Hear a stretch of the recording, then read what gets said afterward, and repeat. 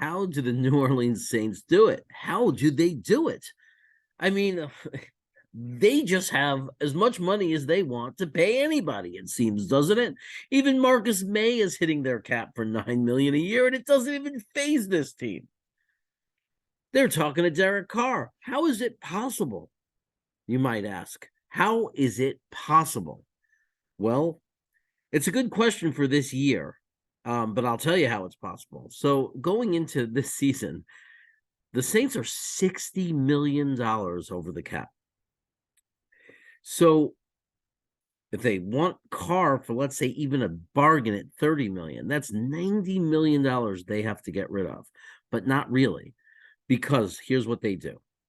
Now, Derek Carr's got to think this long and hard, because the $60 million, they're going to either have to release lots of players, or they're going to have to restructure, and they're going to have to keep pushing that debt back, which is what they've been doing. And they've managed to do it in a way where it's not getting to a point where the whole system implodes. The GM must be a genius, because if you look at next year, their 2024 is fine.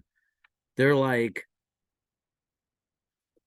almost $100 million in the black. Now that's going to change, right? Because either they're going to cut all these guys this year and just eat it all, just cut like so much of the team, save all that money and be under the cap, or they're going to just restructure these contracts, and they're going to push it forward. And we're going to start seeing next year's cap slowly, dwindle down. And then the year after that will dwindle down.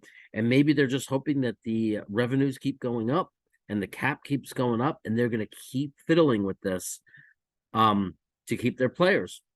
Now, at the same time, they are probably planning on drafting really well and getting young, cheaper players in there so they can release these guys completely and not have to restructure.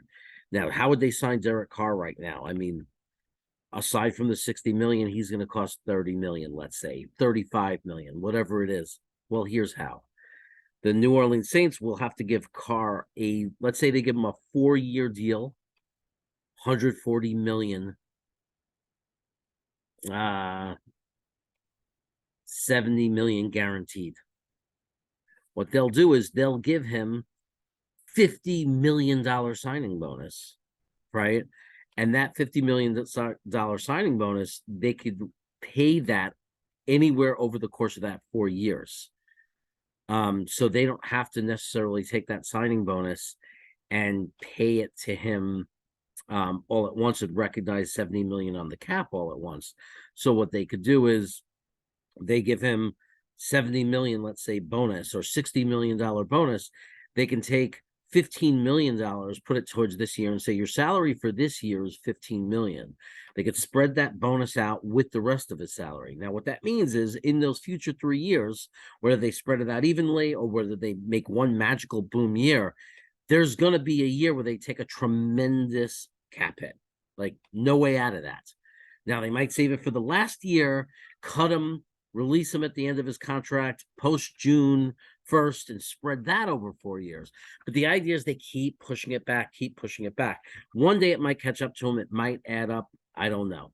Now, that's the one thing that makes, when we talk about bonus, that makes it relevant how much money an owner has. People will say, oh, Woody Johnson has no excuse. He's so much money. He's just being cheap. And then somebody else will say, well, it's the salary cap.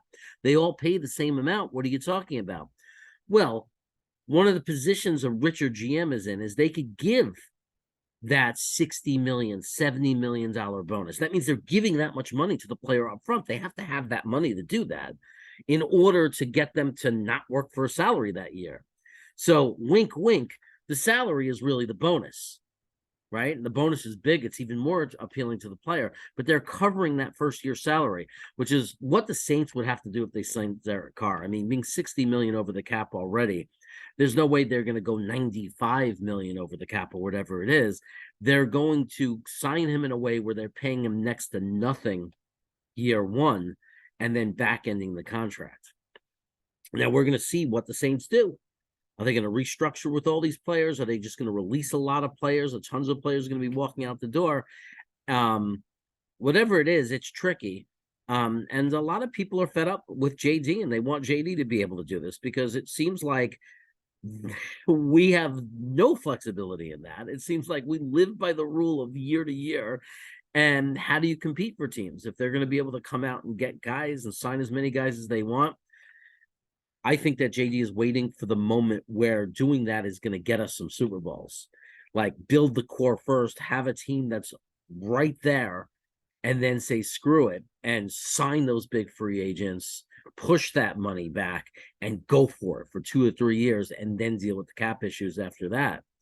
But no one knows 100% for sure. If Zach Wilson would have worked out, we may have been able to be a Super Bowl contender without even having to do any of that, which is the Steeler way or the Patriot way, the Baltimore way. That's the way I wanted to do it. That's the way I was hoping we could do it. But we shall see.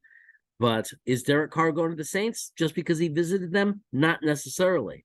If he was that like gung ho on going to the Saints, why did they have to do a visit?